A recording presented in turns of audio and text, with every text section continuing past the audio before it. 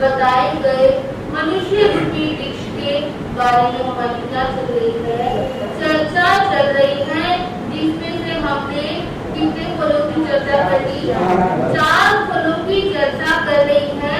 और आज आ रहा है 5वां फल, वो क्या है, गुणानुरागी, गुणों के प्रति क्या करना, प्रीति भाव रखना।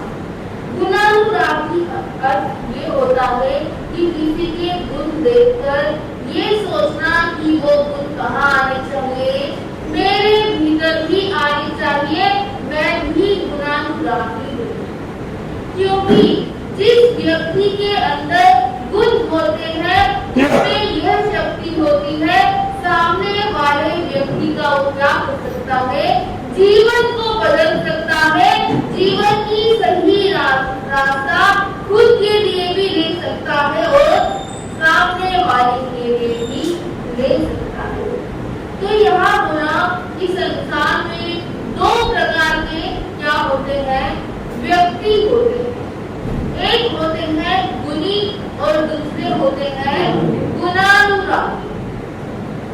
गुणानुरागी इससे पहले हम क्या जानेंगे कि गुणी व्यक्ति कौन है।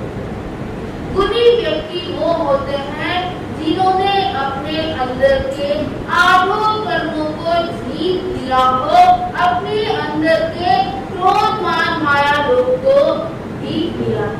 वो होते हैं हमारे तीर्थंकर भगवान।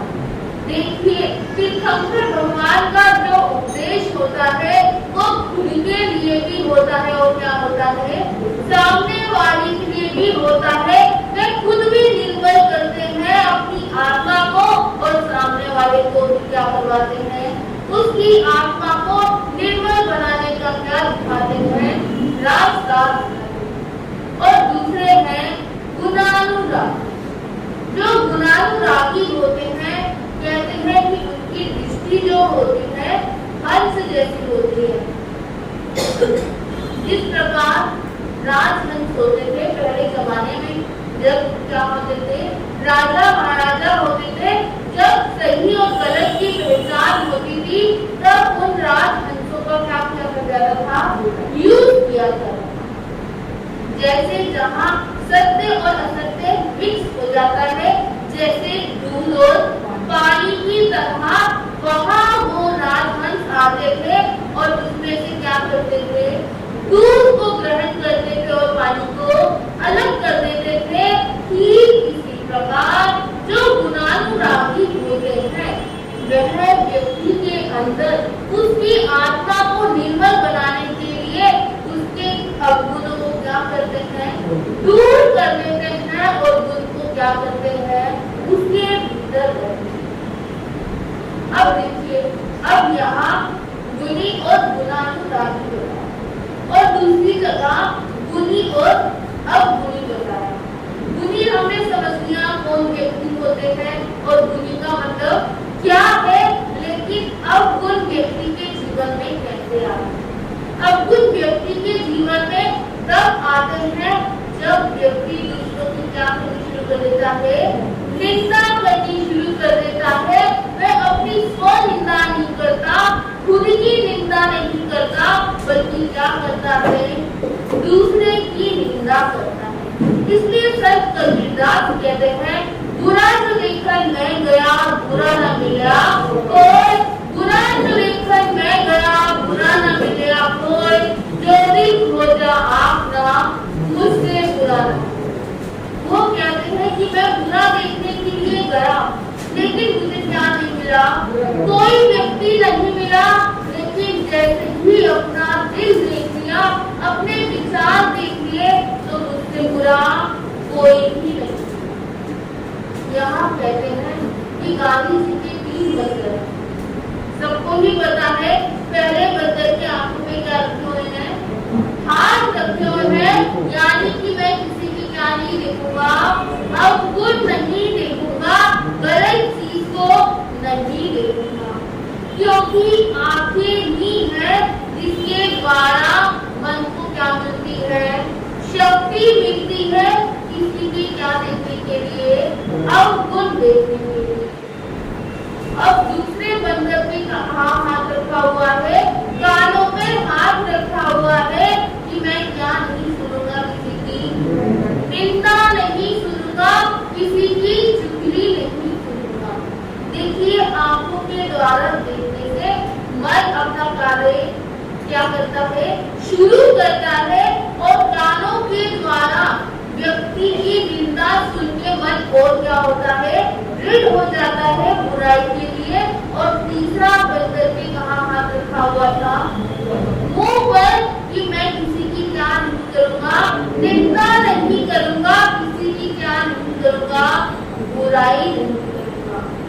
आंखों ने देखा, मन को चलाया, कानों ने सुना, मन को दृढ़ किया, लेकिन मुंह से अगर निंदा निकली तो क्या होगा, कर्म अपने आप ही क्या करेंगे, आत्मा के साथ लगते जाएंगे और इतना लगेंगे कि व्यक्ति को क्या नहीं पता लगेगा कि उसकी आत्मा किधर जा रही है और कहाँ जा रही है।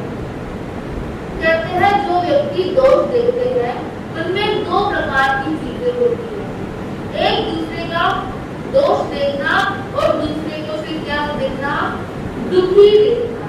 क्योंकि जब व्यक्ति किसी के दोष देखता है तो सामने वाला क्या हो जाता है, दुखी होता है। इस प्रकार गेहूं ले लीजिए, अनाज ले लीजिए, यदि उसके अंदर कंकड़ आ जाए खाते समय तो क्या होता है, एकदम से दिमाग क्या होता है, खराब होता है।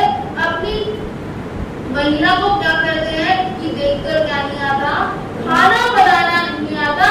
ठीक इसी प्रकार जब व्यक्ति के जीवन में अवगुण आने शुरू हो जाते हैं, उसके जीवन में अवगुण एंटर कर देते हैं,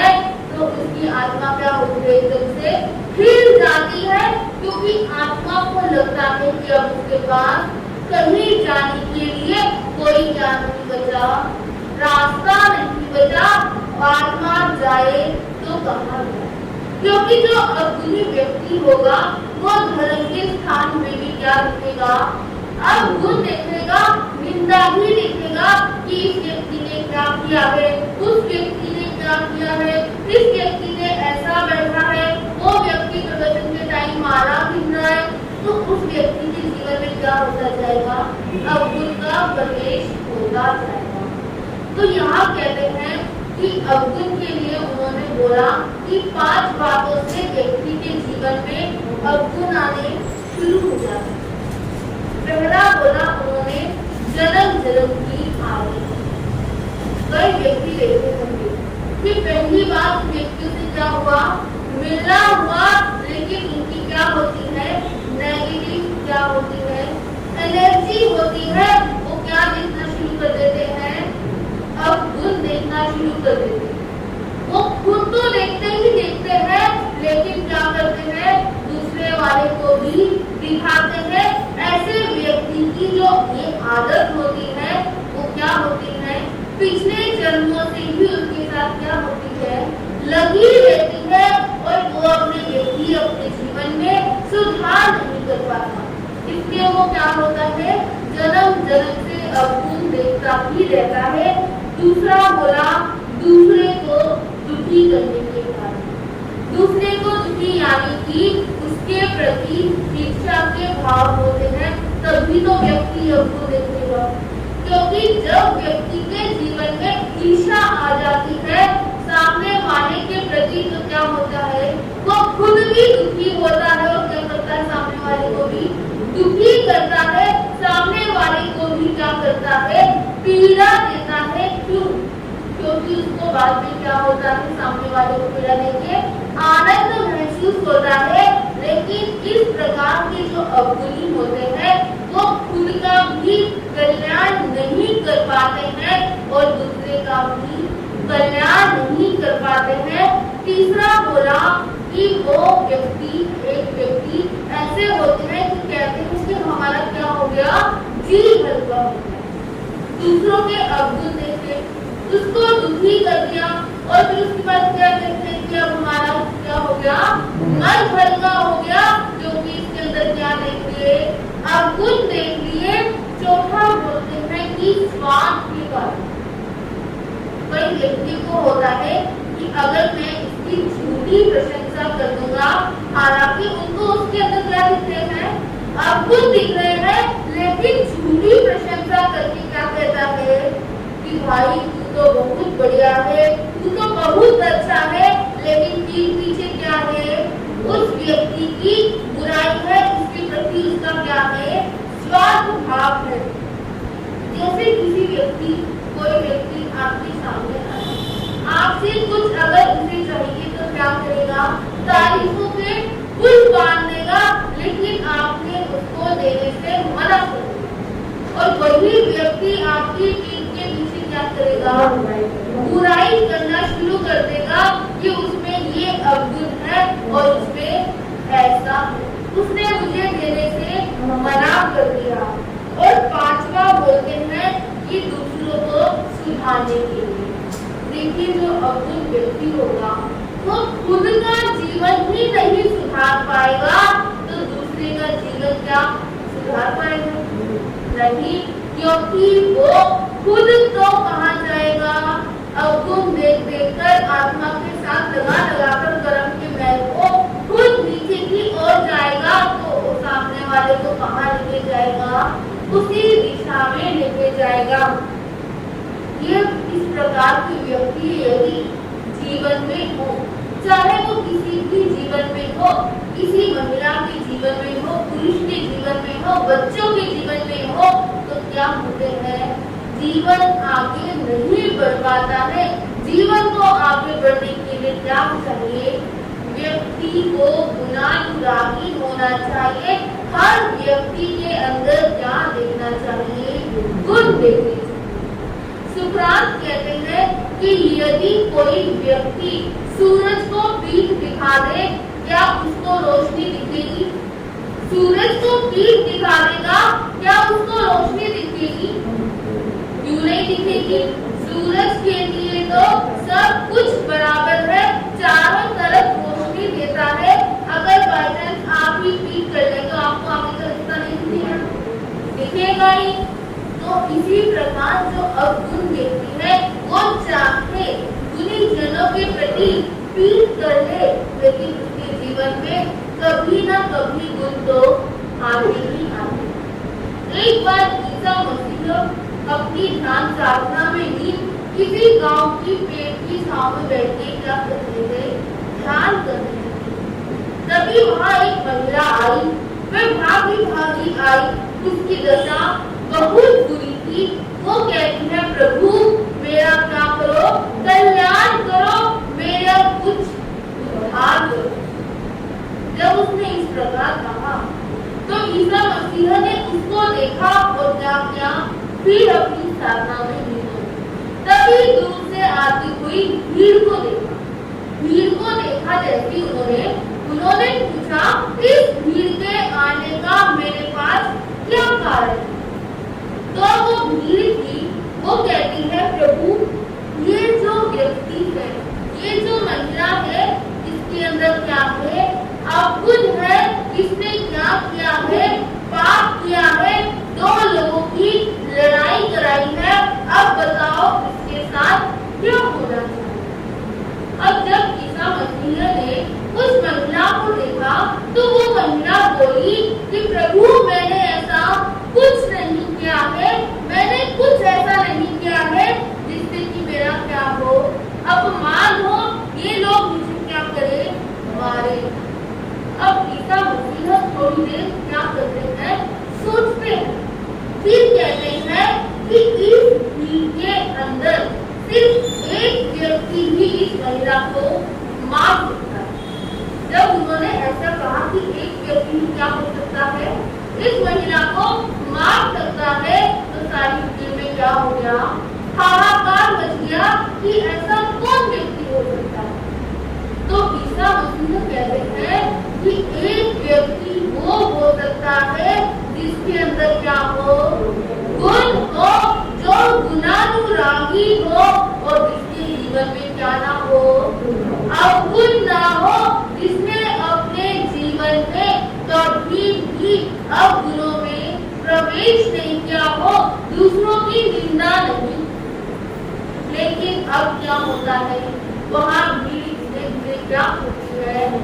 दूर होने लग जाती है, अपने अपने घर जाने। देखिए, जो इस गुणों के धारक है वो क्या है? हमारे तीर्थंकर परमात्मा है।